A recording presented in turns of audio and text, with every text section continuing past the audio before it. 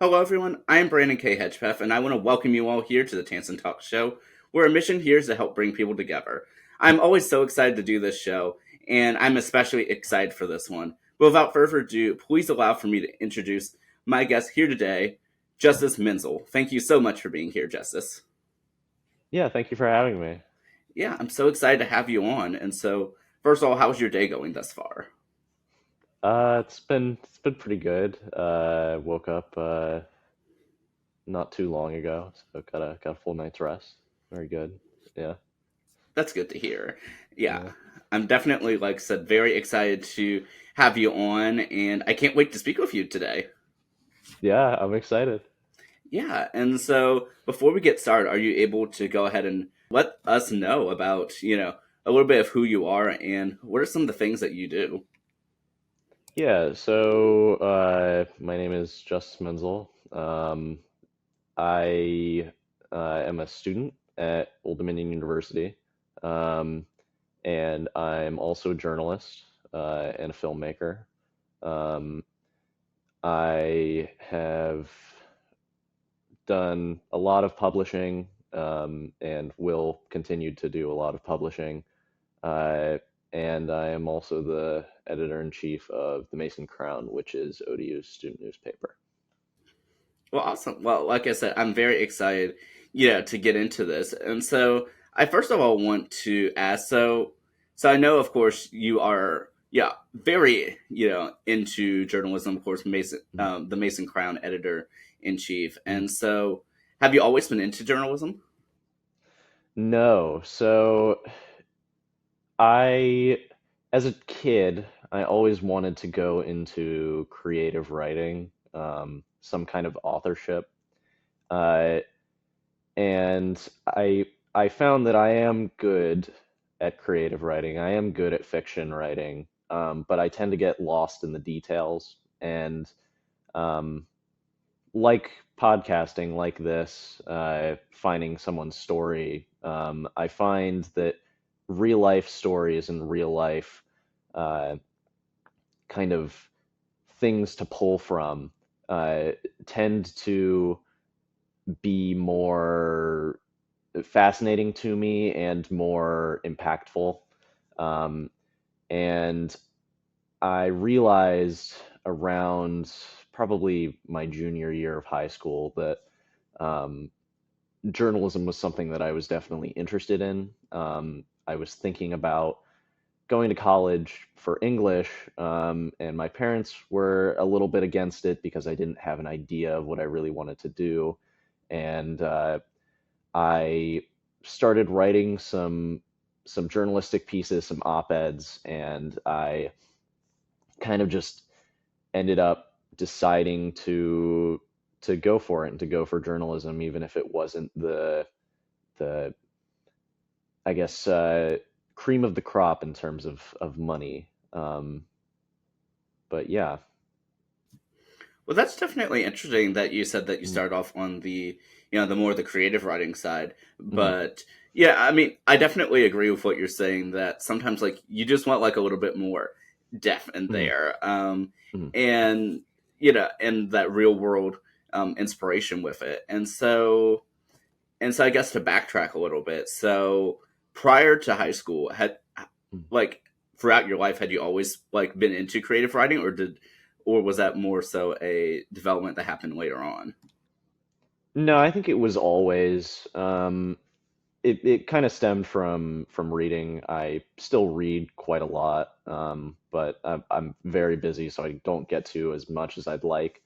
Um, but I read a lot as a kid, and I thought, well, maybe I can do this too. And I wrote a whole lot of stories, some of them good, some of them not so good. And after a while, I just kind of decided to put it down, and I'm not sure why I did. I think it was just a change in my behavior and what I was going for. But I've started to pick up creative writing again. I've always wanted to do something in screenwriting, something with uh, with short stories, and I might start publishing some short stories on in literary magazines if I can, but I have started to pick it up again, which is nice. So, Well, at least you're able, to enjoy a little bit of it, even if that's not necessarily the career path that you still want to go mhm, on. Yeah, at least that you're still able to. Yeah, I mean to have it for your enjoyment, though. absolutely, yeah. Yeah, and of course, since you are the editor in chief at the Mason Crown, so Mhm, how has that been for you? And how would because I know right now that you are a sophomore. How was it for you being mhm. a sophomore while also being an editor in chief of a student newspaper? So the the situation that I put myself in um, to to get into the Mason Crown was a bit weird. I decided that if I was going to ODU, which I didn't want to do at the time, um, I was going to make the best of it, and I was going to join as many clubs as I could. Um, Most notably Mason Crown, because I wanted to do student journalism. I wanted to get involved with that. Um, I was going to do it early. So when I started in my freshman year, I sent an email to the current editor in chief, Sydney Hollenbeek, and I said, "Hey, here's my resume, here's my portfolio. Uh, I don't know if there's any positions open, but I want to apply." And after some back and forth, she said that they had a news editor position open, and I came in for an interview, and I didn't actually get it. I didn't get the job. Um, it went to someone else who was very capable, and he was a graduate student and knew a lot more about the campus than I did. Uh, and so they ended up keeping me on as an assistant news editor. So I wrote a whole bunch of feature pieces, and those are some of my best stuff. I wrote a piece about the ODU ghost hunters. I wrote a piece about rankings and comparing ODU to Harvard of all things. Um, did a piece on the student senate, and all of these were kind of spaced out months apart because they were very long and very time intensive for features. Um, and uh, Sydney ended up really liking them, uh, and I I was eventually offered the news editor position after that current news editor decided to leave, um, and I took it kind of begrudgingly because I was worried about how much time I would have, and I was enjoying just not having much responsibility in terms of what I needed to turn in, but it ended up being one of the best decisions that I could have made. News editor was so fun, and becoming ingrained in campus as a commuter is so hard. But when you have a job like that where you're getting paid to really just experience campus life and uh, get yourself out there in ways that I wasn't really doing before, and I loved it, and it was surprisingly easy. I'm still actually operating as a de facto news editor because we haven't hired one yet. So I've been writing news pieces for the Mace for the past few weeks, um, and I love doing it. Just covering basic uh, university news, local news. It's something that I really enjoy. Um, And from that point, at the end of the spring semester, I uh, I thought to myself, well, hey, I might be transferring. Um, Let me see if I can get a better position. Maybe I can do something a little more. And so I decided that I was going to run for editor in chief. And I'm not sure why, beyond that maybe that ambition. I wanted something a little bit better on a resume, but I didn't think that I would really be considered for it. There were other candidates for it within the editorial board, and I ended up running against them. And I think that Sydney, the current editor in chief, had, I guess, picked me as her chosen horse, and she was willing to vouch for me, and I ended up getting elected editor in chief, and that was a crazy thing for me, especially having only been a paid editor for one semester. But everybody seemed really okay with it and happy with me as editor in chief, and so far I've been loving it. I there are moments where I hate it, and that has nothing to do with the writing. It has to do with the administration and dealing with the budget and um, more the minutia of it. But uh, it is definitely one of those jobs that once you get it, you start to realize why everybody wants it. Um, and it is an absolute pleasure being able to do that and to lead such a brilliant team. Yeah.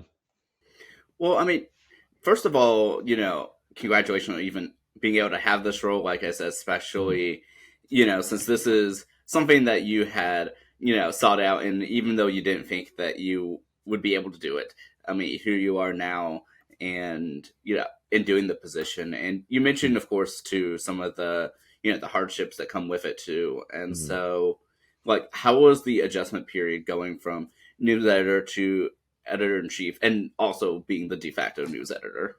Hmm. So the first day that I was editor in chief, I actually experienced a whole lot of I guess imposter syndrome. And I'd experienced that before. Over the summer, I was accepted to a really really great university, in the top 10 to transfer, uh, and I kind of wrestled with myself over that because I didn't think that my resume or my kind of just general self was necessarily good enough for that, and it took a lot of time to really convince myself, because you have to convince yourself that that is that is where maybe I should be. Um, and so I was experiencing a whole lot of imposter syndrome first day, and I told my team that I told them, I said, I don't know really how I feel about this, whether I should be doing this, am I doing it wrong? And they reinforced it, and they said, This is what we wanted. This is You are going to be good, um, and you don't need to worry about it. Everything's gonna fold out." And it did. And I figured out time management and figured out ways in which I could be the most helpful, and balanced the publication with my own life, and other stuff that I have going on outside of the Mace, because it doesn't make up my whole life. It makes up maybe 15% of my workload at the moment. Well, speaking of, only making about 15% of your workload, Mhm. so how has your life been, over this, well, I guess over this fall 2023 semester? First of all, how are we already this far into the year? Yeah, that's what I'm thinking too. Finals coming up. It's a bit freaky. But that school obviously is one of the big factors. Just classes, and that's to a lot of people that's not very relatable. Just college student environment and having to deal with that. But my classes are great, and I'm enjoying them quite a bit. Uh, but in terms of everything that's going on for me, I work outside of school. I commute to school. I have an internship. I'm thinking of all the things that I do. I write in my spare time. I have hobbies. I have obligations. I have uh, family, and all of that just compounds together. And it can be exhausting, and it can uh, really, I guess, detract from the things that I'm enjoying. But I think it's worth it. I think it's worth it to have myself in a position where I am doing these things, and I am being ambitious, and I'm putting myself in a hard working position, but um, a position that is going to help me in the long run. It's going to help me get a job. So, Well, I like how you mentioned too that with everything that you're doing, that you are, as you just said, working to be able to have a job, mhm, outside, well, after you complete your studies, but but you still have all of these other obligations, and so how have you been able to, to balance, everything that you do, especially you know, at sophomore, despite doing like like you said, yeah, and achieve your your family life and everything else that you have on your mhm. plate. So in some respects, I'm still figuring out time management. And I've always been pretty good at it, but because I've piled so much onto myself, I have started, I guess, slipping a little bit. There have been moments where I'll end up being very, very late to things because I forget that they're happening, or I'll have to remind myself 2, 3 days in advance, set an alarm on my phone 2, 3 days in advance because these obligations they will go in to my ear and go out the next because I have so much information and so many little tasks that end up piling up, uh, and that can be frustrating. But it always ends up working out. I always end up figuring a way out of it. But if you're looking for time management, uh, I don't think that I would be the right person to ask because I'm still figuring it out. And it it's difficult balancing all this, but it can be done. You can do it, and I am doing it. Um, it's just difficult. So, yeah. Yeah, that makes sense. So, and I feel like for for all of life, or at least a majority of it, at least from my perspective, that I feel like it's always a indefinite work in progress. Like Hmm. we're never always going to be at the right balance at every point in time. Like we may have our bits and pieces, and we might even be living the dream life, but at the same Hmm. time, though, it's like it all has it, you know, has all the pros and cons to it, all the different poles and all directions, and it's sort of like it's just up to us to sort of figure out what at least works for us, and then improve from there. Hmm. Absolutely. I wholeheartedly agree with that. Yeah. Yeah, and I guess to go back a little bit, you mentioned that attending Old Dominion University was was not your first choice, and you Mhm. also mentioned a few times that you've been interested in transferring. So are you able to tell us a little bit more about that? Yeah, sure.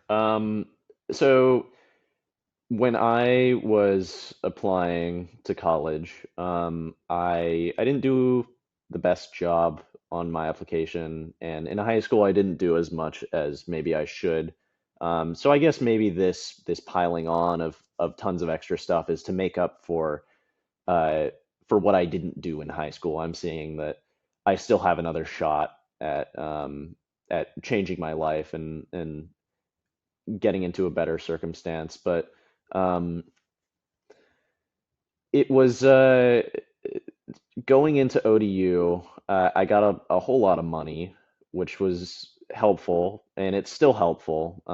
I pay next to nothing. I tell people that I might as well just be getting a free ride because it is pretty close to that, and it is nice. And there's lots of things about ODU that I love. I love the Mace and Crown. I love a lot of my professors, and I love a lot of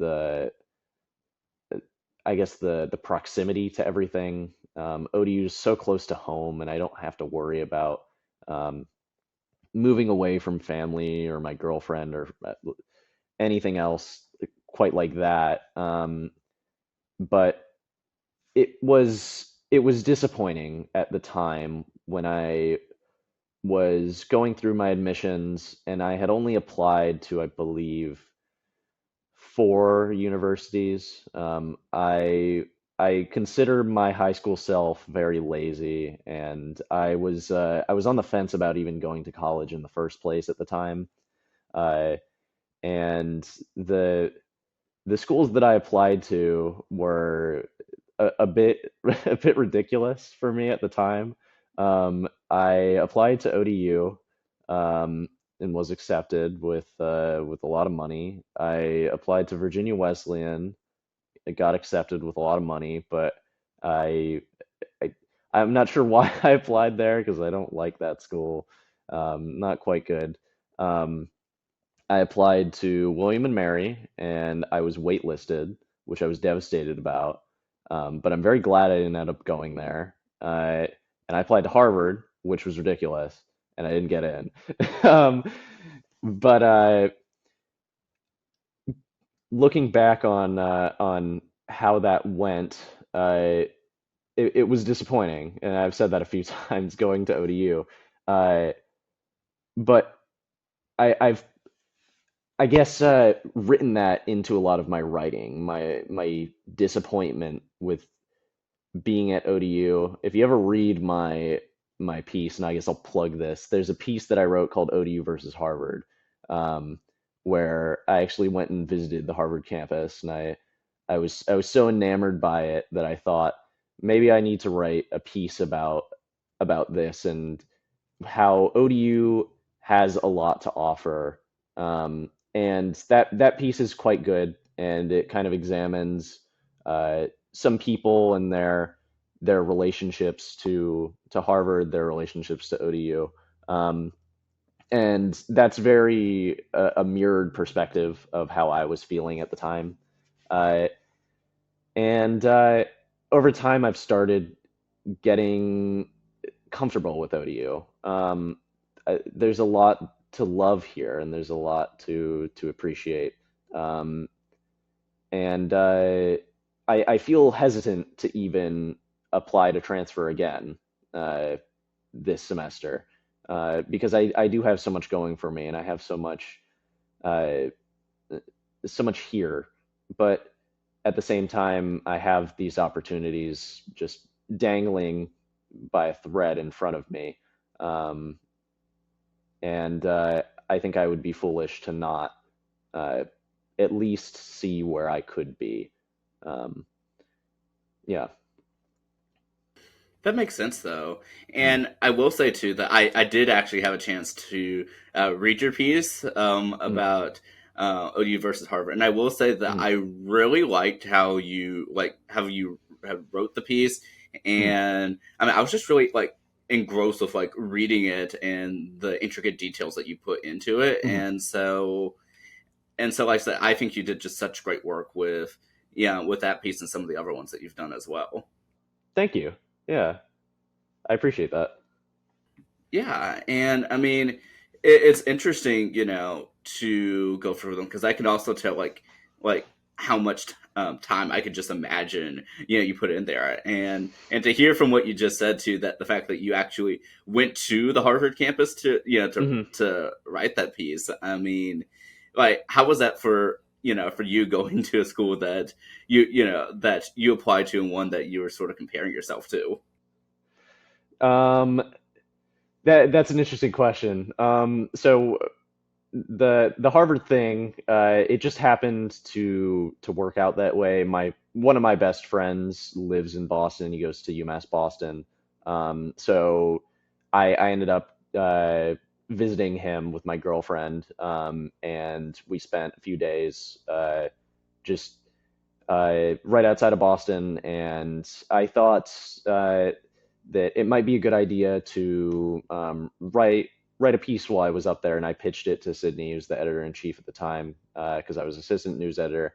Um, and she said a piece about rankings would be great. And I was going to Harvard. I was going to visit, um, and I had a connection. The valedictorian of my high school ended up going to Harvard, who was my interview for that piece, and he was really insightful into how the whole the whole thing works, and um, just a really fascinating person. And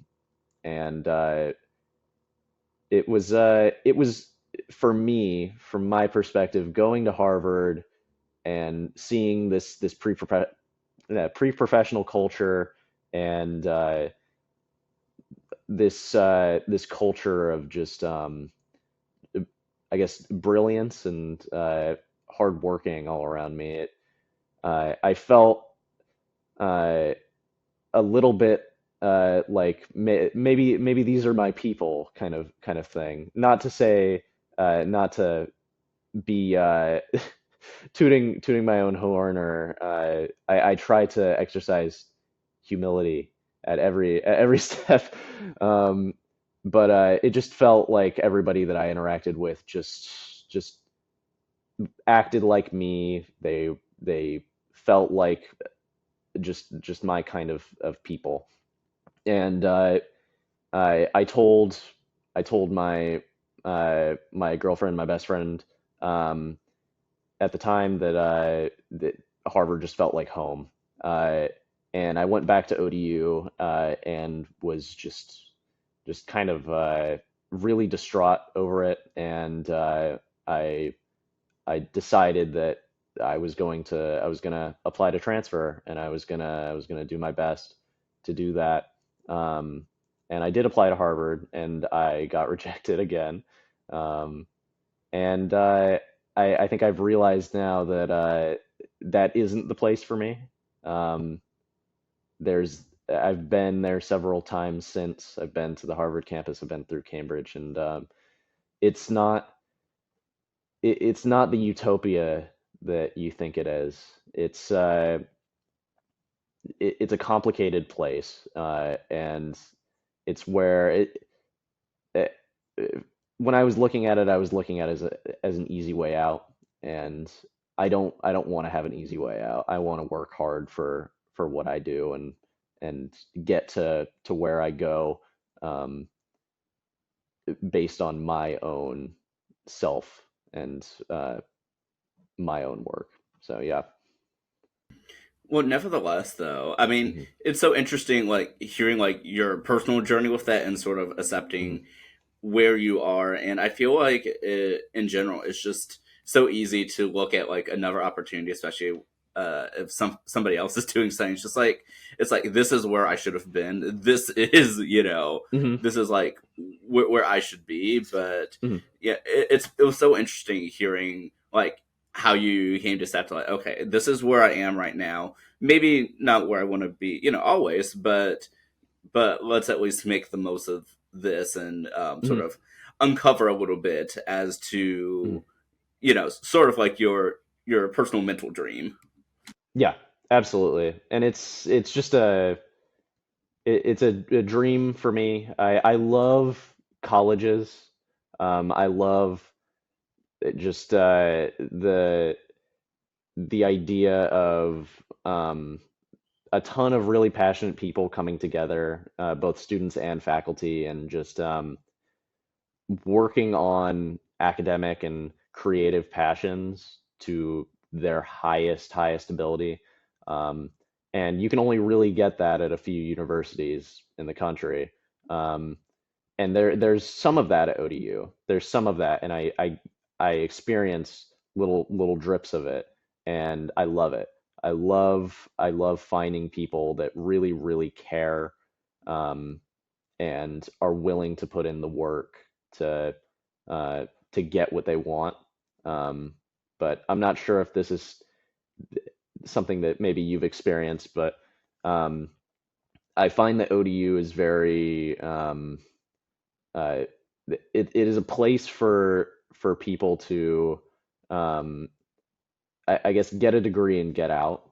That I feel like that is a culture uh, that I've seen and I've heard from classmates and from peers, and uh, that's not to say that there's anything wrong with that. I think if you want a good degree for a great price, which ODU is, then then you can absolutely do that. But um, ODU is not the place for someone with lofty ambitions. So yeah. But yeah, I would say what's interesting though is, you know, I feel like for almost any yeah, institution, it's just like Hmm. I feel like it all comes down to the individual person and like what do you Hmm. plan to do with the time that you have and where you are, Absolutely. because Yes. in the same regards, like you know, for you, even though it may not be your, you know, your dream school per se, that Hmm. like, you know, at sophomore you are editor in chief, and you've, you know, even though we haven't you know, spoken much about it, but like, you know, you've had a, yeah, a film that you've worked on, you have Hmm. done like, yeah, all the stuff. And I like how, Hmm. I mean, even through this, that, you know, you are still working to make the most of, you know, your education, regardless Hmm. of where you are or who's teaching it. Hmm. And I feel like it's one of those things, it's just like, you're always going to have people who, you know, just, they just want it done and over with. Yes. Yeah. But in the same regard too, I feel like in all of that are still the pockets of people who, you know, who still are like, you know what, I'm going to do this. I don't Yeah. care what's in my way. I'm going to do this and make it happen, whether it's just me or if it's everyone joining me. We're going to do this. 100%. Yes. And if I stay the rest of my time at ODU, I will not be disappointed because I have there are so many people like that here. And there's a ton of passion and brilliance here. You just have to look for it. So, Definitely. And I will say mhm. that for those who do go looking for it, that there's just so many resources Yes. available. It's just the, you know, the finding out of where are the resources and, yeah, and who's the best person Yes. to speak to. But once you find them, I mean, I feel like it can sort of make or break your, you know, your college experience right there. Hmm. Hmm. And ODU is if you have ambition and you have the ability to speak with faculty and to make connections, you really can make the most of it. You really can have some great research opportunities. You can have some great extracurricular opportunities, and you just have to put yourself out there. And it just takes a little bit of a step forward. Definitely. Yeah. And but yeah, but I guess actually going back a little bit, Yeah, since you sure. mentioned that you wish that you had applied yourself a bit, yeah, a bit more in high school. Mhm. So how would you say, you know, you were throughout your, you know, your 4 years of high school? Because especially considering I believe that was the time of the COVID-19 pandemic as well. Yeah. Yeah, so COVID was difficult for me. I was very cut off from everything, and I kind of went into my shell, and it just I didn't do much. Um, Throughout all of high school, I was involved in band. I played the French horn, and I wasn't very good at it, and I wasn't really covering the things that I was good at in high school. I wasn't writing. Uh, I wasn't making an effort to write, and I only really attempted at publication in my senior year. Um, but it was it was a wake up call for me, I guess, for colleges. When I applied to colleges and I didn't get the result that I was looking for, um, that was the moment where I realized, well, I gotta do better. I gotta to work for my future, and I can't just sit by in my shell in my room on a Zoom call and uh, get a good grade and then move on. I gotta work for it, and I gotta try. Um, so high school was not very fun for me. I don't I don't like my high school experience very much. There's some great memories. Everybody has great memories in high school, and I have some. I have so many. But uh, it's it was not the place for me to thrive when it was for so many other people. College is that place for me. Getting that that independence and the fluidity to just maneuver your way through whatever you want to do as an adult, and not being constrained to what your school has, because my school didn't have a newspaper, they didn't have a film club. um, there was limited opportunities, and uh, I didn't have the ability to make new opportunities within that space. So um, it, college is the is the place for me, I think. Well, that's interesting. You Yeah. know, definitely interesting to hear about that. And even for me, I think about to my high school experience. I did not care for being in high school. Yeah. I I was really passionate and loved elementary school, middle school, but I don't know. High school to me just felt like the time of the why am I here? Can't I just go straight to Hmm. college? Yes. And I mean, well, technically, I guess I did. I my senior year, I went from high school first semester to college, but Nice. nevertheless, though, I mean, I feel looking back now, I feel like there were a lot of like I think key moments in high school that helped lead me to where Hmm.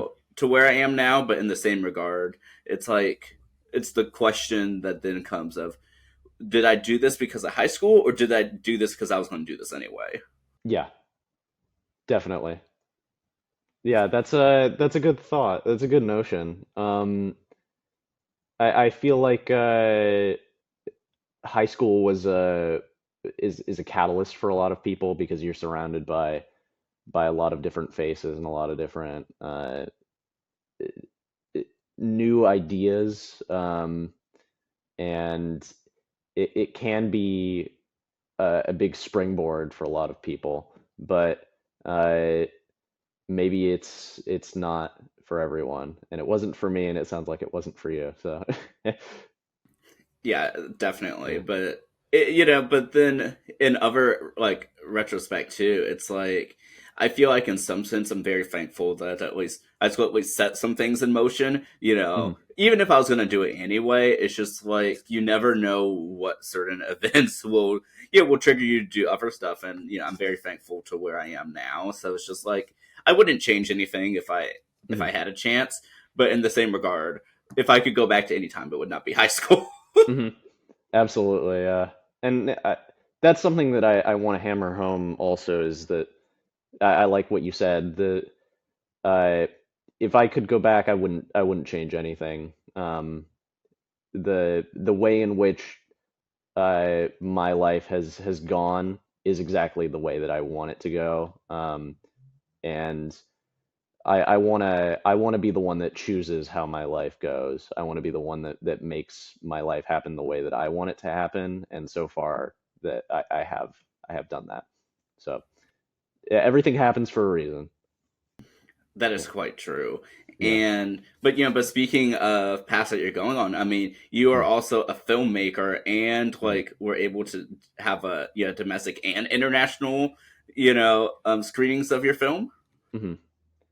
It was so Melting Point is the name of my documentary. I that was also a bit of a springboard from high school. I started Melting Point when I was in high school. I had a senior project. I'm not sure if you went to a Virginia Beach high school, but I was in the Legal Studies Academy, and everyone in the academies in Virginia Beach schools has to do a senior project.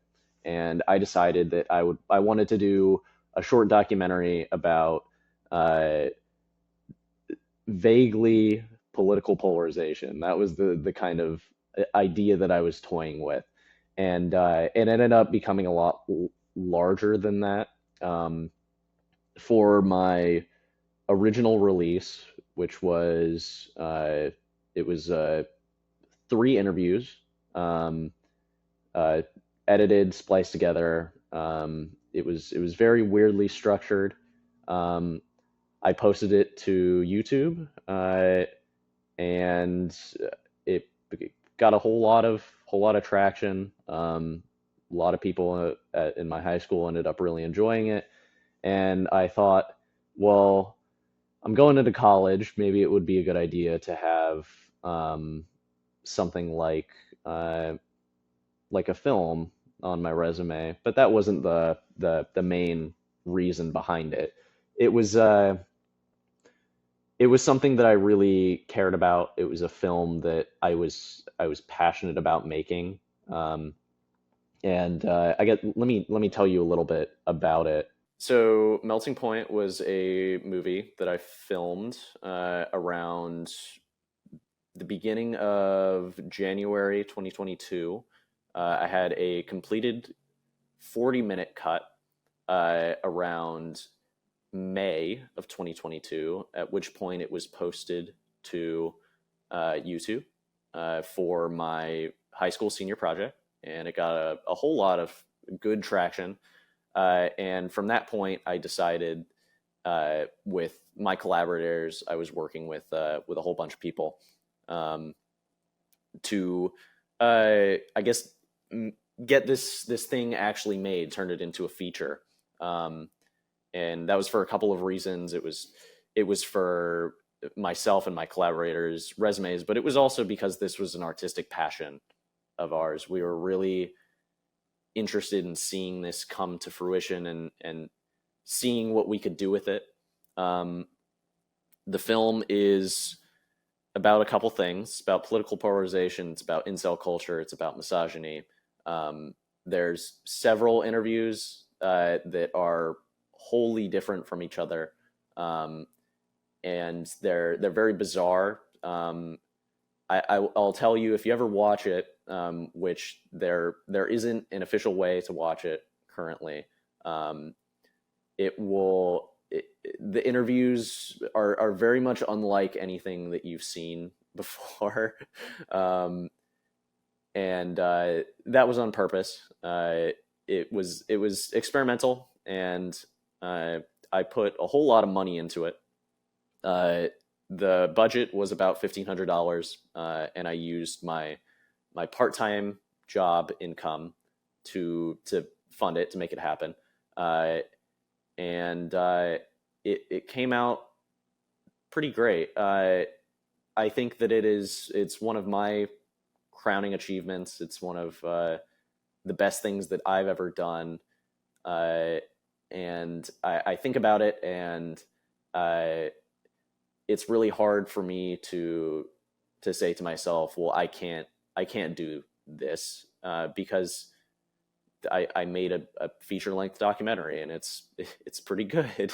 Um, but there's always that imposter syndrome in there, where it, there are times where I hate my film. There are times where I think that it's horrible, and there's some terrible shots, and the editing is weird and splicey, and but I made it at a time where I was an amateur, and considering that I was an amateur, it's pretty good. It's pretty great. So, is there anything that you want to know about it? So I guess I'm actually going to ask a Yeah. question more so for you in that regard, and say, so what did it mean to you to make this film? Because you mentioned that, of course, being in your legal studies academy, Mhm. that this was a requirement. Yeah, it was a requirement for you to do some sort of project. Mhm. But what did it mean to you to really like put this together and then like make it happen? Mhm. So this was my first foray really into actual journalism. I had written op-eds, and they were just sitting in a folder. And I tried to get them published, but it ended up never working out. Um, so I working on Melting Point was this trial by fire, I guess, for me to see whether or not I can actually do journalism, whether I can hold a good interview, whether I can string a story together and make something compelling. Um, and it was a very bizarre uh, few months. It took me about 6 months to completely film, edit, get licensing, uh, figure out the entire film industry because it's very, very difficult to navigate in, especially when you are an amateur, especially when you are uh, completely independent, which I was, um, and also 18 years old with a very small bank account. But it got made, and it was wonderful. And I guess going back to your question about the legal aspect of it, the film's crux, it being about politics, about and having this kind of political slant, which it does. It is, um, I would say, it is left leaning, but that's to a fault, and I think that's it, it helps the film, helps it have a voice, have a reasoning. Um, and when I was making it, also going back to your question about what did it mean to me, I I had always wanted to do filmmaking. I had never had the money or the budget or a camera, um, but I I ended up deciding after watching a whole bunch of documentaries. Specifically, I will credit this as um, my my reasoning for even developing a film like this in the first place was I watched a film called Feels Good Man, which was it was a Sundance winner in 2019 or 2020. I'm sorry, in 2020, uh, about Pepe the Frog and the political corruption of Pepe the Frog and its use by the alt right and white supremacists as a hate speech symbol. Um, and I found that so utterly fascinating that I wanted to have my own take on that. I wanted to have uh, my own spin on political polarization while working in something that I felt was affecting people around me, which was incel culture and misogyny. I had a whole bunch of friends that were um, looking at the world in the completely in a very backwards way from my perspective, and I felt that if I could create a piece of art like this, then I could maybe help them see the world in a different way and show them what they should be acting like in order to be productive members of society. Um, and it meant a lot to me to be able to do that and to help these people. Some of them I'm no longer friends with, but it's to show them like, hey, this is what I'm thinking. This is an outstretched hand to uh, feed feed my God complex, I guess. But yeah, putting myself down a little bit, but in some respects, it was that I was trying to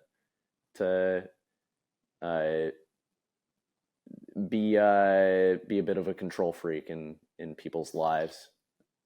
Looking back on it now, yeah, Well, nevertheless, yeah. though, I mean, it's really interesting, to hear about, the motivation that you had to make the film Mm-hmm. and to get it done. And you mentioned it had a $1,500 budget. I mean, Mm-hmm. how did you manage to do that? It was entirely from my own pocket. From uh, I work at a restaurant in Virginia Beach, and I don't make a lot of money, but the money that I did make at the time um, went right into the the budget for the film, and I spent a whole lot of money, probably a lot more than I really should have. Uh, but it got it got awards, and it got acclaim, and I was able to pay for festivals and for um, to do these experiences that I never would have gotten otherwise. It if anybody is looking to make a film, if anybody wants to make a film, just do it. Just just go for it, because you can, and there are resources out there that will help you make a film.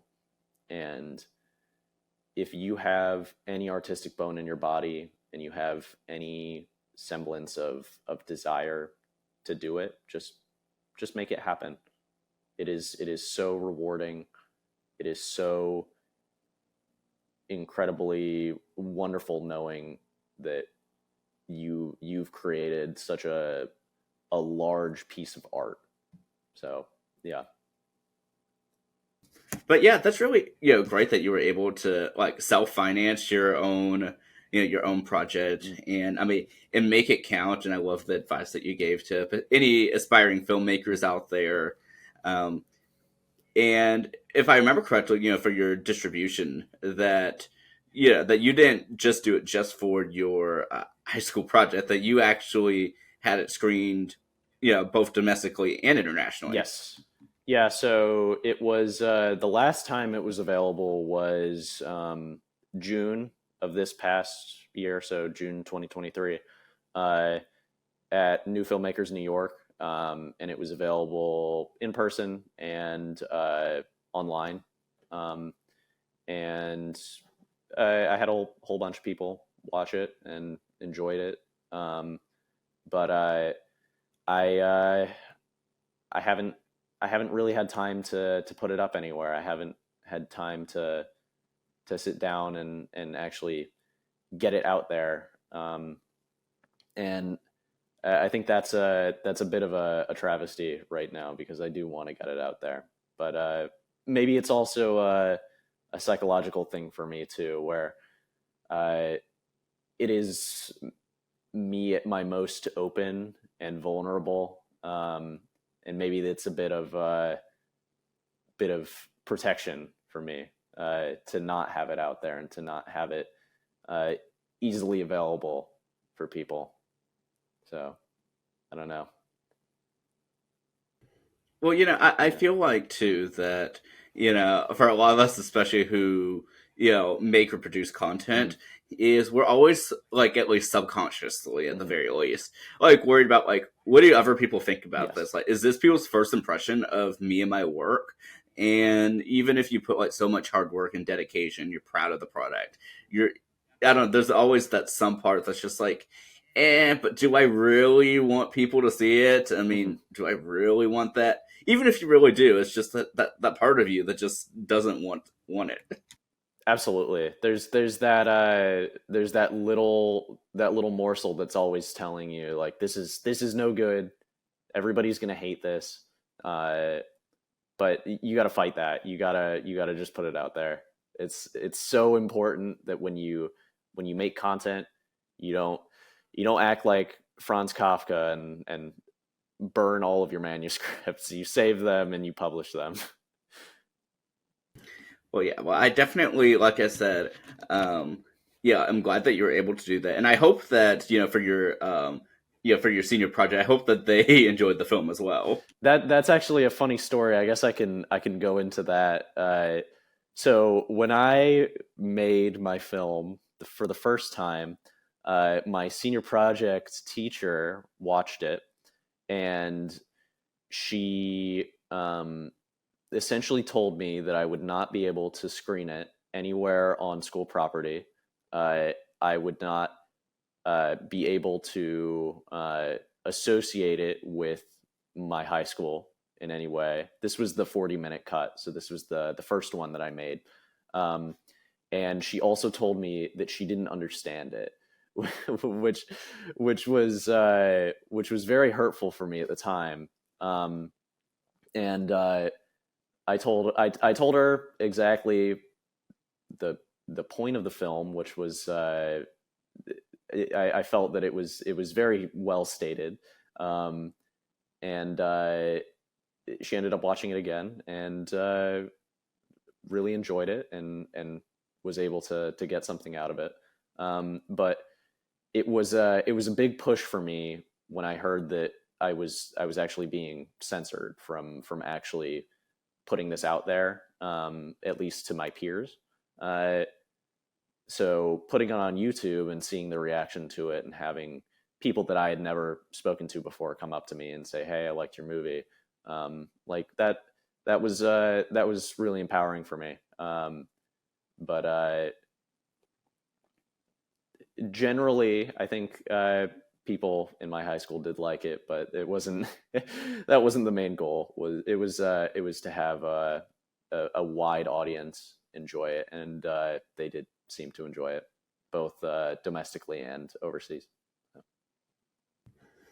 Well, even though it didn't have quite the the initial reception at first, at least it was at least somewhat of a change of heart a little bit. Mm-hmm. Yes. And no disrespect to her. If I do love her, she's wonderful. But yeah, it was that was just a funny story. So. Well, nevertheless, though, I mean, since the film was able to, to also be seen internationally, did you also, go internationally as well to promote the film? No, so it was just it was in festivals, and I was I thought about maybe going to Serbia to see it on a screen, but it just wasn't viable. I looked at flights to Serbia, I looked at flights to Bulgaria, and it wouldn't make any sense to me to do that, and I'm glad that they enjoyed it. So, Were you able to go to the New York one though? no, I was not. I was here. I was actually at Rare Book School when it was going on in at the University of Virginia, which is another one of my big hobbies and passions. So.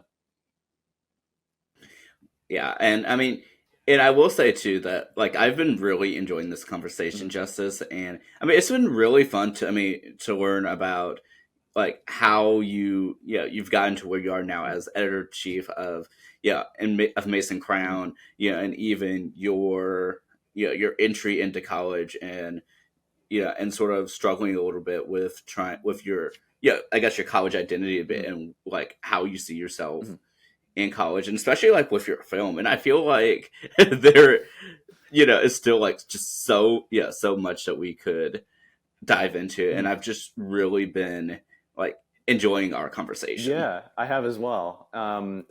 I I don't like to talk about myself very much.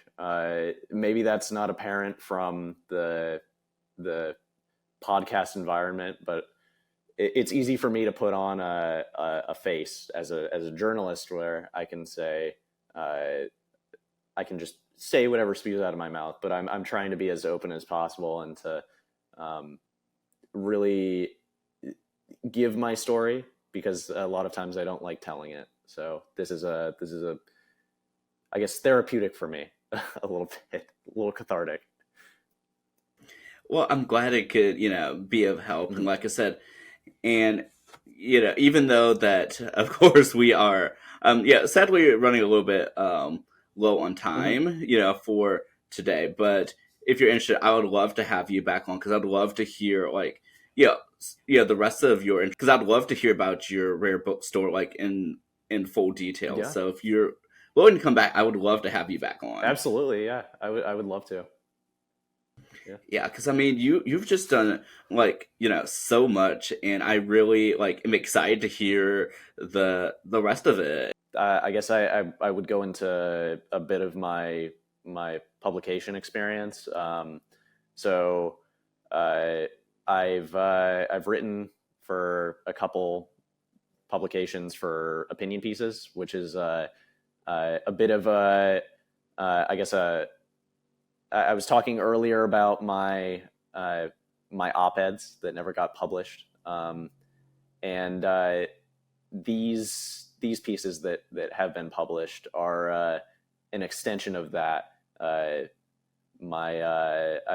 able to finally say I I am published in a major publication, and I guess if we do this again, which I would like to, then I will go into which publications those are, and it's exciting. It's exciting for me. So yeah, I love that, and like I said, Justice, just please continue, to keep in touch, and I really can't wait to see what you continue to do, especially between now and the next time we have the opportunity to speak. yeah, absolutely.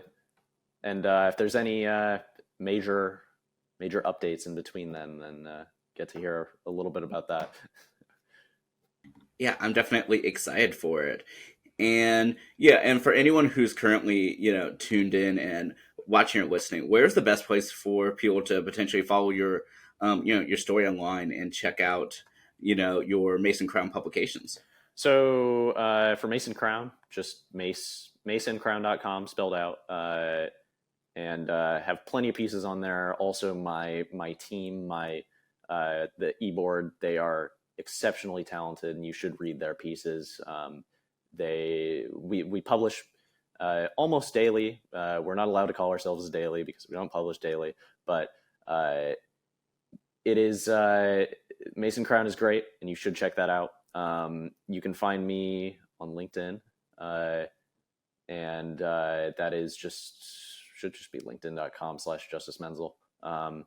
And Melting Point, watch it at some point when when it comes to some service near you. And I think that's about it. Yeah.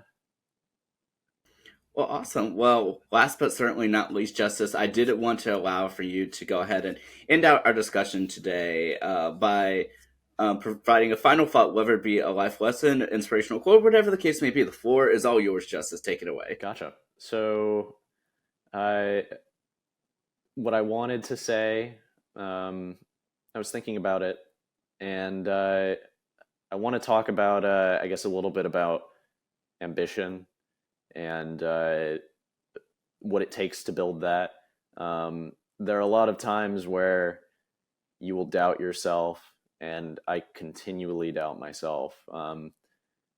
My resume is representative of uh, fear. It's representative of a fear of failure, and in some cases that can be really helpful for getting things done, um, because obviously I have a big resume now and I have a lot of things going for me. But um, the ambition is both helpful and it is a poison, and it's really important to leverage that. And I think if anybody's going into something with an idea that they want to do it, think about the effects that it's going to have on your life, that it's going to have on everything going on, and then do it.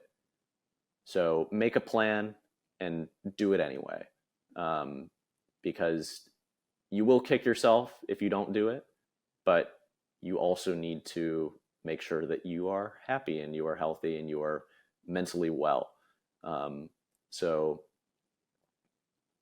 that would be my advice. And if I could sum it up into one quote, I guess I would say, ambition does not sate everything. Yeah. Wow, I love that. And like I said, this has been a really fun and really powerful conversation, Justice. And like I said, thank you so much for taking your time for being here and speaking with us. I'm just so excited to, like I said, have you on again in the future. Yeah, absolutely. And just keep in touch and let me know. And I would love to. So. Yeah. That sounds amazing. Thank you all so much for tuning in and watching this episode. I greatly appreciate you all, as always. Continue tuning into the Tansson Talk Show every Saturday, and we'll continue on our mission to bring people together. I'll see you all next week. Take care.